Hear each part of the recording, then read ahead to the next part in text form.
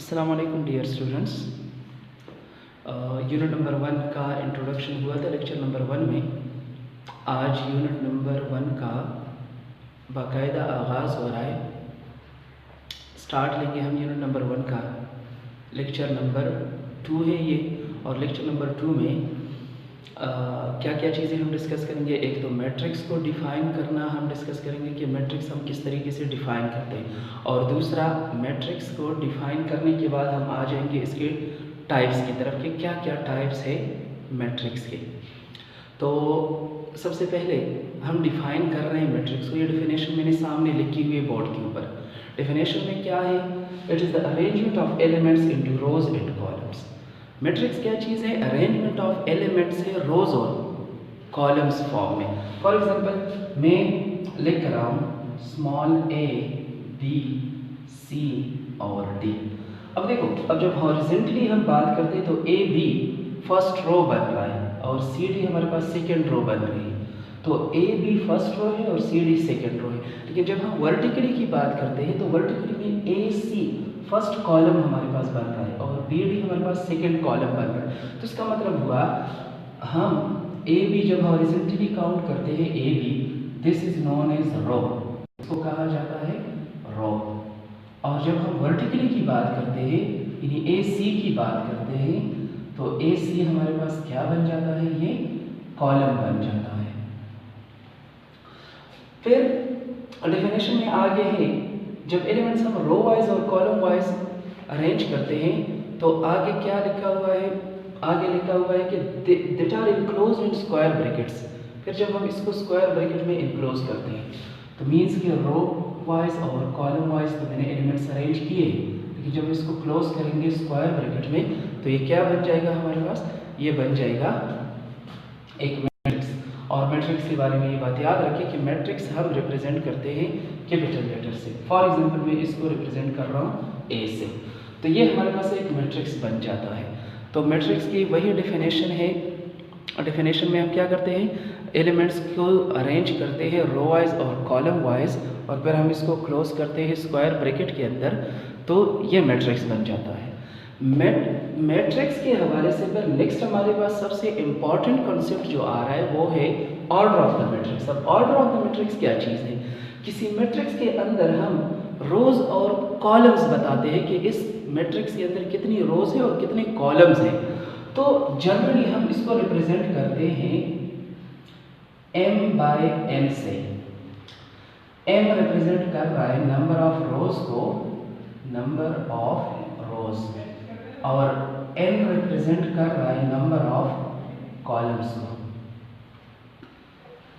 तो किसी मैट्रिक्स के अंदर कितने रोज हैं और कितने कॉलम्स हैं, ये उस मैट्रिक्स का ऑर्डर होता है।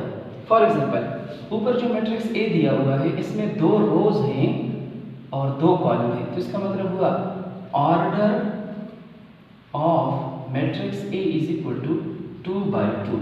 अगर फॉर एग्जांपल एक इस तरह मैट्रिक्स है, मैट्रिक्स डी, जिसमें एलिमेंट है 3 और 5, यानी एक रो है इसमें लेकिन कॉलम इसमें 2 बन रहे हैं, तो इस किस्म के मैट्रिक्स को इस किस्म के मैट्रिक्स का ऑर्डर जो है वो 1/2 होगा, क्योंकि इसमें एक रो है और 2 कॉलम है, तो इसका ऑर्डर बन जाएगा 1/2, क्योंकि एक रो है और 2 कॉलम है, तो 1/2 इसका ऑर्डर बन जाएगा। अब ये बात भी याद रखिए बेटा कि ऑर्डर में हमेशा हम पहले रिप्रेजेंट करते हैं नंबर ऑफ रोज को और बाद में रिप्रेजेंट कर रहे हैं नंबर ऑफ कॉलम्स को, क्योंकि अगर पहले आप लोगों ने कॉलम रिप्रेजेंट किया और बाद में नंबर ऑफ रोज बता रहे हैं तो इसका मतलब है आप ऑर्डर गलत बता रहे हैं। ऑर्डर में ये चीज़ फिक्स है कि हम पहले उसी मैट्रिक्स का नंबर ऑफ रोज के बारे में बताएंगे और फिर उसके बाद नंबर ऑफ कॉलम्स के बारे में बताएंगे। इसके बाद हमारे पास आते हैं इक्वल मैट्रिक्स।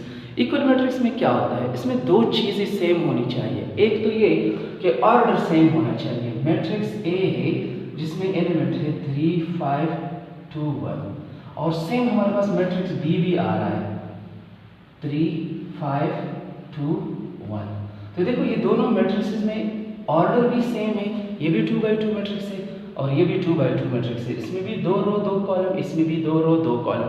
तो एक चीज़ हमने ये देखी कि इसका ऑर्डर सेम है, सेम ऑर्डर है। और दूसरी चीज़ ये कि एलिमेंट्स यहाँ पर इस मैट्रिक्स के अंदर जिस लोकेशन पर जो कोई एलिमेंट्स आ रहा है सेम वो उसी के ऊपर भी आ रहा है, यानी मैट्रिक्स बी में भी वही लोकेशन आ रही है। तो इधर फर्स्ट में 3 है, इधर भी 3 है, इधर 5 है तो इधर भी 5 है। ये बात याद रखिए बेटा, अगर ए और बी हमारे पास एलिमेंट्स भी सेम हो लेकिन अगर लोकेशन डिफरेंट हो, फॉर एग्जांपल इधर पहले 3 फर्स्ट रो में, बाद में 5, इधर 5 बाद में 3, तो फिर वो इक्वल मैट्रिक्स नहीं होते। एलिमेंट्स भी सेम होनी चाहिए, एलिमेंट्स की लोकेशन भी सेम होनी चाहिए और ऑर्डर भी सेम होना चाहिए।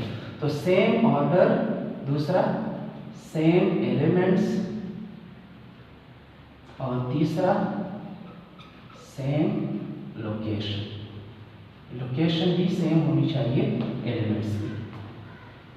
आगे हमारे पास आते हैं बाकी चीज़ें जिसमें आ रहा है टाइप्स ऑफ मैट्रिसेस में रो मैट्रिक्स। रो मैट्रिक्स क्या चीज़ है? A matrix having only one row. Row matrix क्या है? इसमें सिर्फ एक रो हो। नेक्स्ट हमारे पास क्या आता है? Row matrix. रो मैट्रिक्स उस मैट्रिक्स को कहा जाता है जिसमें सिर्फ एक रो हो। फॉर एग्जाम्पल ए एक मैट्रिक्स है जिसमें एलिमेंट है ओनली 3, तो ये हमारे पास एक ऐसा मैट्रिक्स है जिसमें एक रो है। मैट्रिक्स बी हम सपोज करते हैं 3 और 5, इसी में भी एक रो है तो ये भी रो मैट्रिक्स कहलाता है। इसके बाद हमारे पास मैट्रिक्स सी आता है जिसमें एलिमेंट है 1, 5 और -9, तो इसमें भी तीनों मैट्रिक्स में एक एक रो है, इस वजह से इस मैट्रिक्स को क्या कहा जाता है? Row matrix. सेम इसके बाद कॉलम मैट्रिक्स आता है। कॉलम मैट्रिक्स उस मैट्रिक्स को कहा जाता है जिसमें एक कॉलम हो। Column matrix. कॉलम मैट्रिक्स क्या होता है? जिसमें सिर्फ एक कॉलम हो। जैसे एक मैट्रिक्स डी सपोज करता हूँ जिसमें एलिमेंट है 5, तो देखो सिर्फ एक कॉलम है इस वजह से, तो एक एलिमेंट वाला मैट्रिक्स रो मैट्रिक्स भी होता है क्योंकि उसमें एक रो होती है, और एक एलिमेंट वाला मैट्रिक्स कॉलम मैट्रिक्स भी होता है क्योंकि उसमें एक कॉलम होता है। आगे फॉर एग्जाम्पल मैं एक ई सपोज करता हूँ मैट्रिक्स ई जिसमें एलिमेंट्स इस तरह है 3 और 9, तो देखो इसमें भी एक कॉलम है, बेशक रोज इसमें जितनी भी हो लेकिन अगर कॉलम एक है तो वो कॉलम मैट्रिक्स कहलाता है।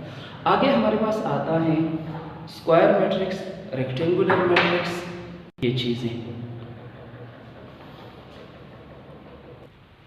अच्छा बेटा, तो आगे हमारे पास आता है स्क्वायर मैट्रिक्स, नल मैट्रिक्स और रेक्टेंगुलर मैट्रिक्स। स्क्वायर मैट्रिक्स को उस मैट्रिक्स को कहा जाता है जिसमें नंबर ऑफ रो और नंबर ऑफ कॉलम सेम हो। अब जैसे फॉर एग्जांपल ये एक मैट्रिक्स ए है, इसमें एक रो और एक कॉलम, तो 1 by 1 इसका ऑर्डर है। बी एक मैट्रिक्स सपोज करता हूँ 3, 5, 2 और 9 फॉर एग्जांपल, तो इसमें 2 रो और 2 कॉलम है, इसका ऑर्डर है 2 by 2, तो इसमें भी नंबर ऑफ रो और नंबर ऑफ कॉलम इक्वल है, इसमें भी नंबर ऑफ रोज और नंबर ऑफ कॉलम है इक्वल है। इस वजह से इसको कहा जाता है, इस किस्म के मैट्रिक्स को कहा जाता है स्क्वायर मैट्रिक्स जिसमें नंबर ऑफ रोज और नंबर ऑफ कॉलम इक्वल। अगला हमारे पास आता है रेक्टेंगुलर मैट्रिक्स। फॉर एग्जांपल एक मैट्रिक्स ए में सपोज करता हूँ 3 और 6, इसमें देखो नंबर ऑफ रोज और नंबर ऑफ कॉलम इक्वल नहीं है, एक रो है इसमें और 2 कॉलम है, तो नंबर ऑफ रो और नंबर ऑफ कॉलम इक्वल नहीं, इस वजह से ये रेक्टेंगुलर मैट्रिक्स है। एक मैं सपोज करता हूँ मैट्रिक्स डी 3, 6, 9, 2, 5, 3, इसमें भी देखो 2 रो और 3 कॉलम है 2 by 3, तो इसमें भी नंबर ऑफ रो और नंबर ऑफ कॉलम इक्वल नहीं है, इस वजह से ये भी कौन सा मैट्रिक्स कहलाएगा? रेक्टेंगुलर मैट्रिक्स कहलाता है। अगला हमारे पास नल मैट्रिक्स आता है। नल मैट्रिक्स उस मैट्रिक्स को कहा जाता है जिसमें सारे एलिमेंट्स 0 की इक्वल हो, चाहे वो एक एलिमेंट्स हो, 2 एलिमेंट्स हो, किसी भी ऑर्डर का हो, लेकिन अगर उसमें सारे एलिमेंट्स 0 की इक्वल है तो इस किस्म के मैट्रिक्स को कहा जाता है नल मैट्रिक्स। आगे हमारे पास आ रहा है जो सबसे इम्पोर्टेंट है, आ रहा है हमारे पास साइमेट्रिक और स्क्यू साइमेट्रिक हमारे पास आ रहा है, और डायगोनल मैट्रिक्स। तो ये सबसे इम्पोर्टेंट 2 डेफिनेशन है, ये भी हम अभी डिटेल से डिस्कस कर रहे हैं। अच्छा बेटा, तो डायगोनल मैट्रिक्स हम डिस्कस कर रहे थे कि डायगोनल मैट्रिक्स क्या चीज़ है। अब ये बात याद रखिए बेटा, डायगोनल एलिमेंट्स पहले पहचानना ज़रूरी है कि डायगोनल एलिमेंट्स कौन से होते हैं। कोई भी मैट्रिक्स हो, अगर वो स्क्वायर मैट्रिक्स हो जिसमें नंबर ऑफ रोज और नंबर ऑफ कॉलम इक्वल हो, फॉर एग्जांपल मैट्रिक्स ए में दो रो है, 2 कॉलम है, इसी तरह मैट्रिक्स बी में 3 रो है और 3 कॉलम है, इस वजह से ये दोनों स्क्वायर मैट्रिक्स कहलाते हैं और स्क्वायर मैट्रिक्स के ऊपर ही डायगोनल मैट्रिक्स डिफाइन है। लेकिन इसमें डायगोनल मैट्रिक्स की तरफ आने से पहले डायगोनल एलिमेंट्स डिस्कस करते हैं। ये बात याद रखें, किसी भी स्क्वायर मैट्रिक्स के अंदर जिसका ऑर्डर 2/2 हो या 2/2 से ज़्यादा मैट्रिक्स का ऑर्डर हो, उसका from the top of the left top से to the bottom of the right, ये हमारे पास डायगोनल एलिमेंट्स होते हैं। From the top of the left top से राइट बॉटम की तरफ जो एलिमेंट्स हैं, इसको डायगोनल एलिमेंट्स कहा जाता है। इसको प्रिंसिपल डायगोनल भी कहा जाता है, लीडिंग डायगोनल भी कहा जाता है। ये चीज़ें सारी इंशाल्लाह फर्स्ट ईयर में फिर डिटेल से मतलब ये सारी चीज़ें फर्स्ट ईयर में डिटेल से इसकी डिस्कशन है। अब जब डायगोनल एलिमेंट्स के अलावा बाकी सारे एलिमेंट्स जीरो हों, इस किस्म के मैट्रिक्स को कहा जाता है डायगोनल मैट्रिक्स। अब इधर देखिए, डायगोनल के अलावा बाकी जीरो, ऊपर भी जीरो नीचे भी जीरो, इसी तरह यहाँ पर 3/3 ऑर्डर में भी डायगोनल एलिमेंट्स के अलावा बाकी एलिमेंट्स सारे क्या है, जीरो है। अब तो इस किस्म के मैट्रिक्स को कहा जाता है डायगोनल मैट्रिक्स। अब आगे क्या होगा, अगर डायगोनल एलिमेंट्स दोनों सेम हो गए और वो 1 नहीं है, तो इस किस्म के डायगोनल मैट्रिक्स को कहा जाता है स्केलर डायगोनल मैट्रिक्स। अब मैं यहाँ 2 और 5 है, डिफरेंट है, मैं इसकी जगह सेम कर रहा हूँ, मतलब 2 और 2 डाल रहा हूँ और बाकी एलिमेंट जीरो है। तो देखो ऑर्डर ऑफ मैट्रिक्स वही है 2/2 मैट्रिक्स, लेकिन क्या हुआ, स्केलर डायगोनल मैट्रिक्स में डायगोनल वाले एलिमेंट्स दोनों सेम हो गए। देखो ये दोनों 2/2 और 2 दोनों जगहों पर क्या आ रहा है, सेम आ रहा है। अब इसके बाद जो है आइडेंटिटी मैट्रिक्स किसको कहा जाता है, या यूनिट मैट्रिक्स।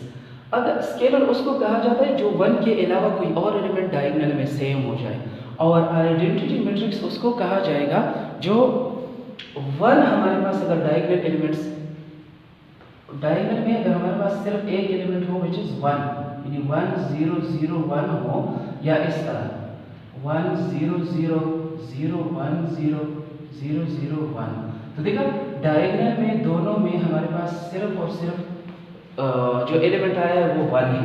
तो इस किस्म के मैट्रिक्स को क्या कहा जाता है, फिर यूनिट मैट्रिक्स या आइडेंटिटी मैट्रिक्स। तो डायगोनल मैट्रिक्स हमने डिस्कस कर लिया। आगे हमारे पास ट्रांसपोज आता है। ट्रांसपोज क्या चीज़ है वो भी हम इंशाल्लाह डिस्कस करेंगे।